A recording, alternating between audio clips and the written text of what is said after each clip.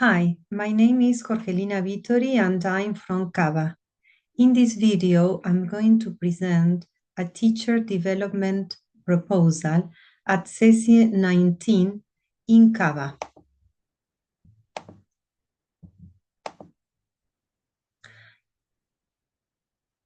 Which I called How to Enhance Our Community of Practice Collegially and Collaboratively. I have divided the presentation into 5 parts. What is a C.E.C.I.E? C.E.C.I.E 19, School District 19, Nueva Pompeya, Caba, Socioeconomic Features and Project, My Role and First Impressions, Professional Development Proposal, and Conclusion. Now, what is a C.E.C.I.E? C.E.C.I.E stands for Centro Educativo Complementario de Idiomas Extranjeros. C.E.C.I.Es are public foreign language schools where English, French, Italian, and/or Portuguese are taught to students aged between 9 and 16. Students pay a low fee voluntarily, which is usually the cooperadora fee, since C.E.C.I.Es function in the premises of public primary schools. There are around 25 C.E.C.I.Es distributed in all the school districts in the city of Buenos Aires. But what about C.E.C.I.E 19 of Nueva Pompeya?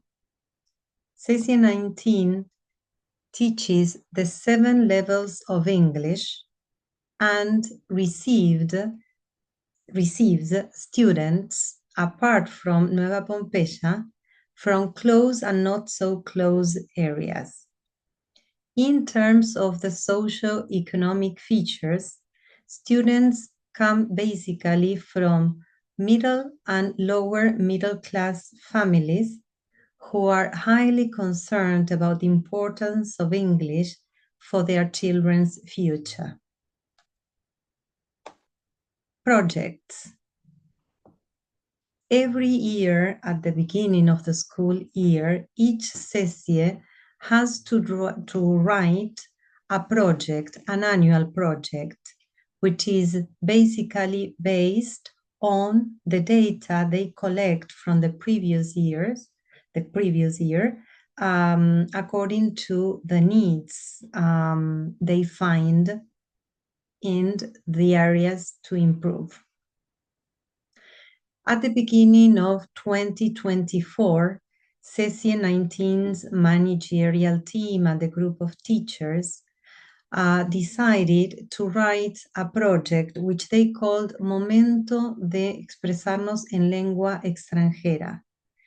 They based their project in the fact that they found their students were in most need of oral production, of producing orally more spontaneously. As part of the project, they wrote, si bien, tal como arrojan diferentes indicadores, hubo mejora en los resultados, se aprecian dificultades en la construcción del conocimiento lingüístico y pragmático discursivo para la producción de textos orales y dificultad en la posibilidad de asumir con autonomía el lugar de interlocutor en diferentes prácticas de producción oral. At this point, I would like to add that as soon as I started working at C.E.C.I.E 19, I could hear teachers say that they found one of the reasons why students were not so ready to produce orally, spontaneously, had to do with the fact that they came from a context, a cultural and social context where people and families tend to be quiet and not to speak so much. My role and first impressions. I started working at C.E.C.I.E 19 as late as mid-October as a substitute teacher. As part of my first observations as a newcomer and feeling an outsider yet, I could I can highlight three main aspects within this C.E.C.I.E's own ecosystem. Three main aspects that I would like to highlight. To what extent the immersion into English was or is taking place to date. Second, the fact that in the same course or level, there may be students of very different ages. For example, an 11-year-old student may share a class with a 16-year-old student, and the extra challenge it entails for teachers and learners themselves.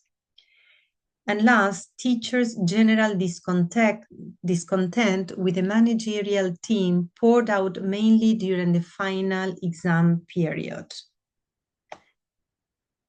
And I came up with the following questions, three main questions. How could we teachers guarantee more language immersion?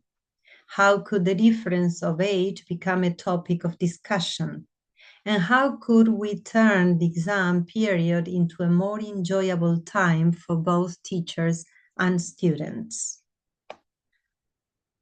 As part of a possible professional development proposal, I could think of debate sessions to push the immersion program further, to discuss the effect of broad age difference on students that belong in the same level and class, to find a common ground and correction criteria regarding final exams. But what to discuss? Then I thought of four main areas of reflection, which are language immersion, oral work, input and output, and the role of end-of-year exams. But how? Engaging teachers in two strategies.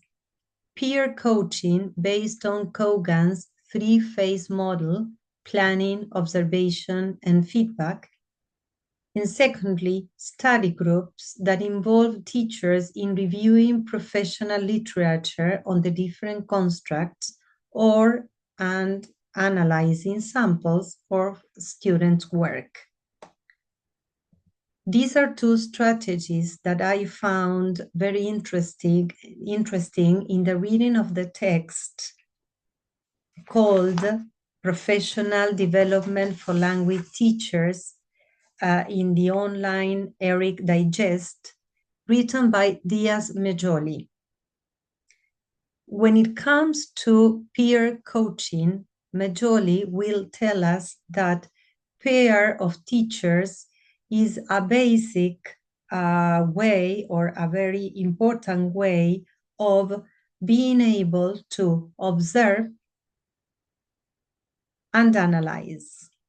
So what he proposed, or what peer coaching proposes, is that teachers visit their lessons and establish or agree previously on a focus for observation and an observation instrument.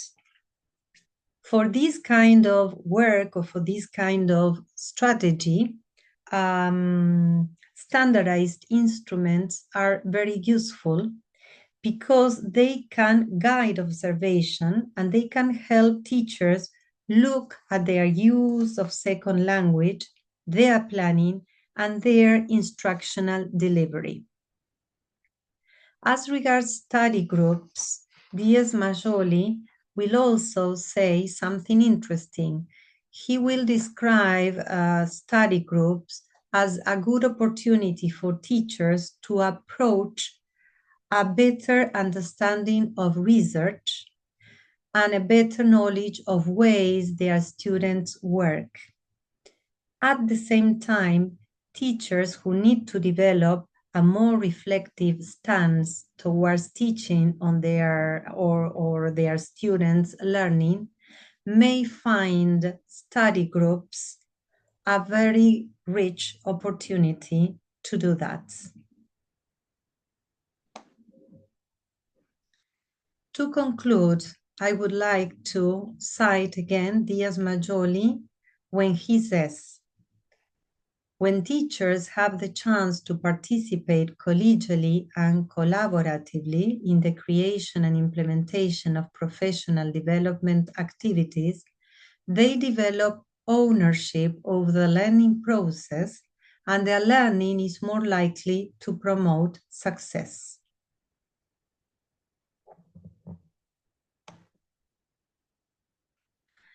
This is all for now. Thank you for your time.